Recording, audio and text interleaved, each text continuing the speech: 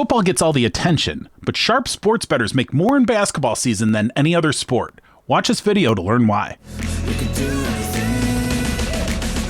Welcome to The Advantage. I'm A-Train Bets, and I use my brain to make bets. Now, this video is around why basketball is such a powerful sport for sharp sports bettors. It really hits the Goldilocks zone of a lot of things that we as sports bettors are looking to do. So let's talk about what basketball is. Now, first, I will admit, I have enjoyed playing basketball in my life, but I find the NBA product of today to be absolutely unwatchable. I can't stand it.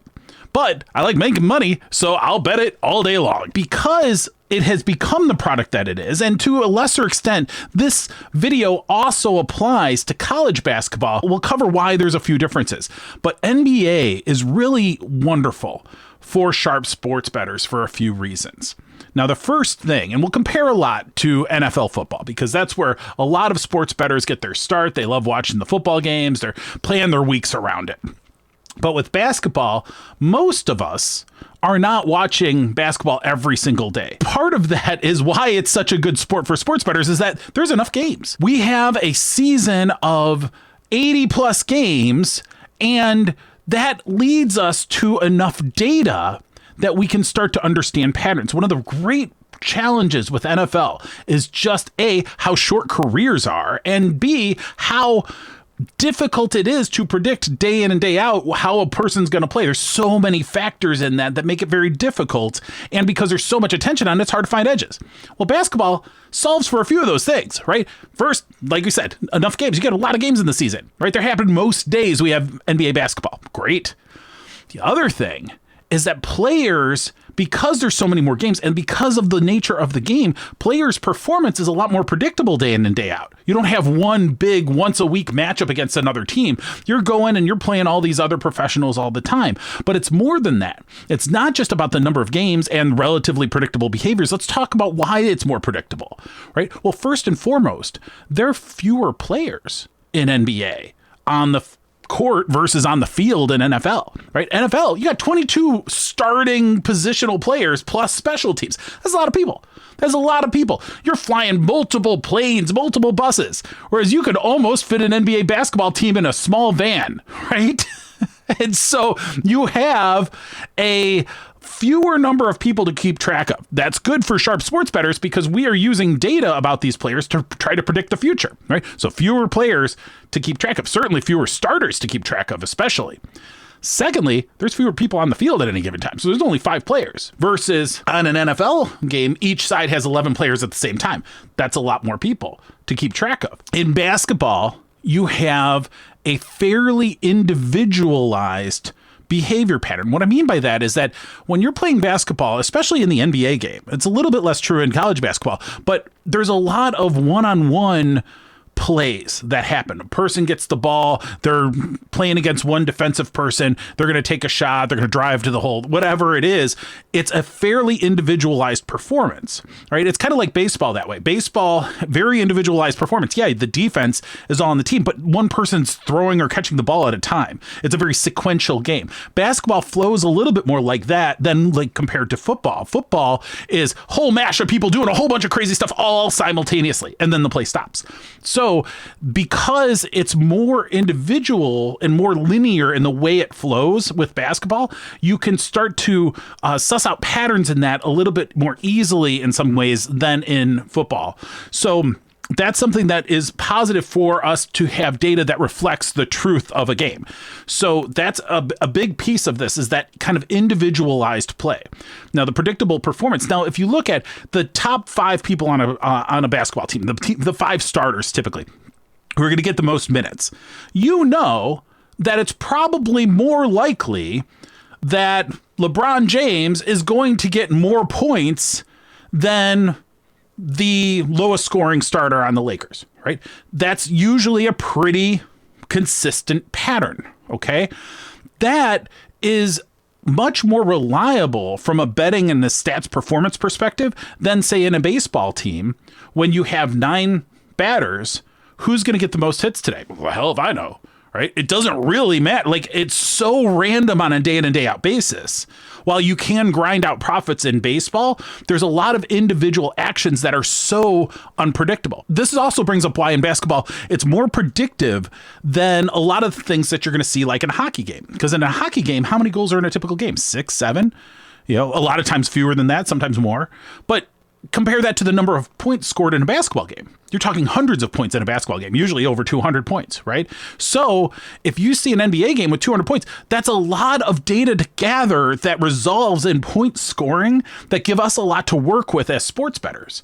So that means that the degree of precision of the data that we're working with is better than the degree of precision we're going to get when it comes to a hockey player's assists over under.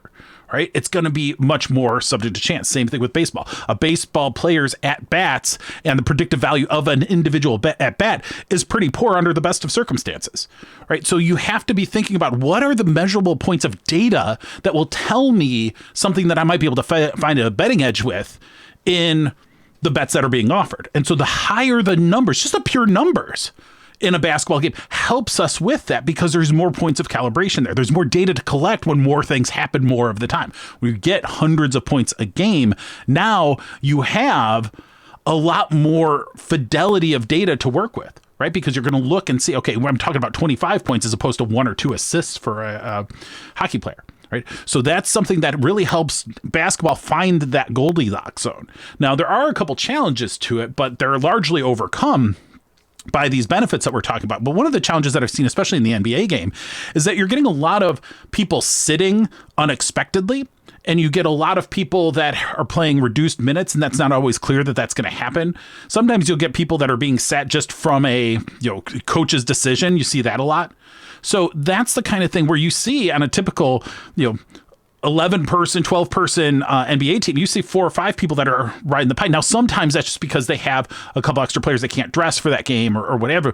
But some of that's a little bit unpredictable. But one of the big benefits is that in a basketball game, as opposed to a baseball game, in a basketball game, a player is going to play if they're going to play. If they're not going to play, it's going to be a push anyway, regardless of whether you bet the over or the under. So if they're out, who cares? You can make the bet assuming that they're going to play. And then if they're out, they're out. Fine.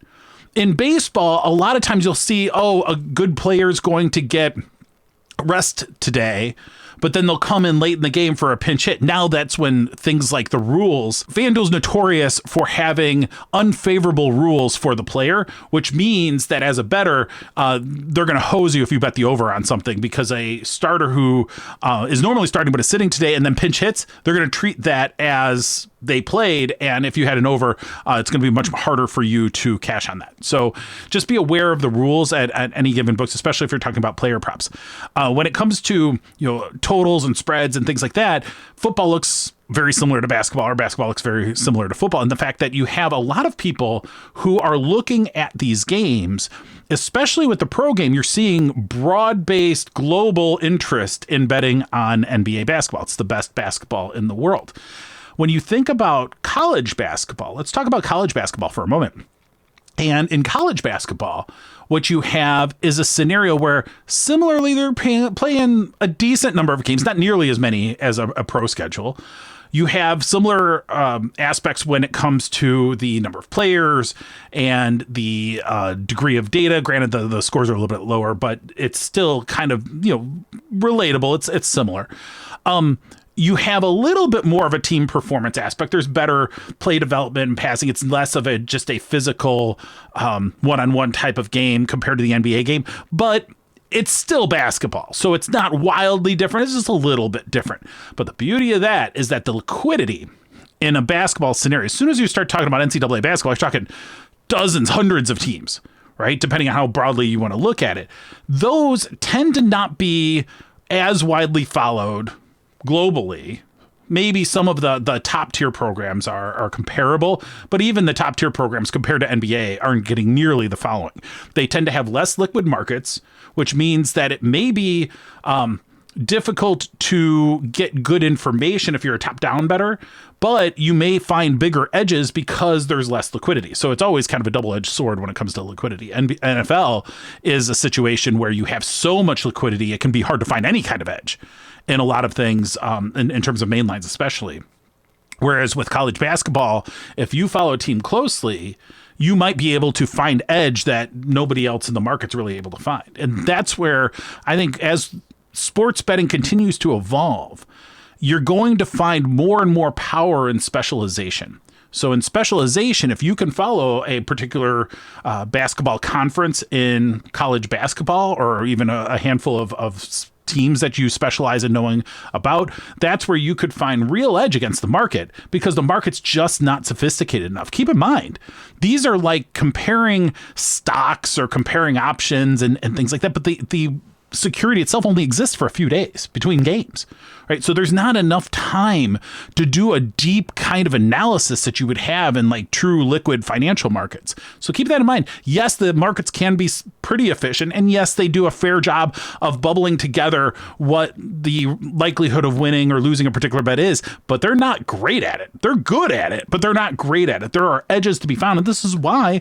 there is a small percentage of bettors out there who make a living betting, because they're able to understand these things and find those edges, right? And so that's the kind of thing that, as even a casual sports gambler, you're going to want to say, where can I find an informational edge, an opinion that is more informed in some way than the market? You're never going to beat the market in understanding always, but you can understand something at a deeper level than the market writ large and find edge with that. Basketball is an enormous place to do that, especially with the recent trend of absolute proliferation of the kinds of bets that are available. This is, again, something that's really powerful in NBA betting, especially because you see every combination under the sun. You used to have just points and rebounds and assists, and then you'd have the PRA. Well, now you've got the points and rebounds combination, the rebounds and assists combination, the points and assists combination. You can start to see how all of these things go in. You can do double-double to get a double-double or not. You can do so many different permutations of this. And if you break down the stats and start to understand how these players are performing, and then look at the market for opinions and perspective that may go beyond what you're able to do from an origination standpoint, then you can find opportunities to make wagers that are really powerful, that give you true edge. And that's where this game is so fascinating, so powerful, is that we are using analytics, we're using data, and we're using some creativity and some market analysis, all these different functions to ultimately decide, hey, is there a perspective on this game, on this bet, that I can find that I think leads to a better result than what the hold of the market is in this particular bet market? And that's the key, is that you have to say, hey, we know the books offer both sides on most of these bets, right? They're offering both sides, and they're making money from the hold in between them from a mathematical perspective. Obviously, in reality, any given book on any given market may have a perspective where they are wanting one side to win versus the other. That's actually more true than it's not. But the reality is that across everything, books make their money because they get to keep the hold. We can make money as sports bettors because we get to choose our sides. Basketball is such a powerful way for us to do that because we have more to work with. Right? You can build a better statue if you have more rock, if you have more clay. You have more opportunity to find and refine and make that play using the information, because that information is much richer. That's the idea behind how we are doing our sports gambling, and why NBA in particular, but certainly these patterns apply enough in college basketball that a lot of times you get some of the challenge because you don't have quite as many games or quite as good information or whatever. But because of that, and the fact that that leads to less liquidity and that leads to more edge, you can even make more money in college basketball than some other things. I mean, watch the tournament, right? In tournament time, how often do outright favorites lose? Right? That doesn't happen nearly as frequently in pro basketball when everybody sees everything that's going on all the time. Some of these college basketball teams come out of nowhere. Well, you can use that to your advantage, especially if you're playing a lot of them. Because even though there's fewer games per team in college basketball, there's a whole lot more teams. So there's more opportunities. You might get fewer plays per game, but you will find some incredible opportunities. Now, there's other videos that we have and others have around how you develop the skills and the strategies to find edges in these particular markets. But if you are thinking, oh, the betting year's over because NFL is done, no, the betting year is just getting started. NBA basketball goes till June, right? This is the best time of year to be a sports gambler, right? And this is why with A-Train Station, the software that I choose to use, we build the software to help sports bettors, the people who are absolutely committed to analyzing and developing sports betting strategies to win money. This is why this time of year is the most exciting time of year for us, because every single day there's so much activity. There's so many things you can do. So would love to have you check out the platform A-Train Station. Go to atrainstation.com. You'll learn all about it. There's a demo that updates with fresh data every morning at 9:30 a.m. Eastern. So check that out and use it. Start to learn how real sharp bettors do it. If you've been betting for a long time and you've never won money consistently, it's time to elevate your game, and that's going to take work. We can give you all the tools, but the fact is that until you learn how to use the tools, you're mostly just going to be a danger to yourself. So spend the time learning from my videos, learning from others, and build the skills you need to truly be a sharp sports bettor as well. So that's what we wanted to cover in this video. Hopefully you are reinvigorated about betting basketball. And now with the insight that you've gotten in this video, you can launch off and start to do things as a sharp sports bettor and really make a run at profits during this basketball season. So with that, for now, this train is leaving the station. Until next time, save the units for the bros and do your betting like the pros with A-Train Station. We'll see you soon.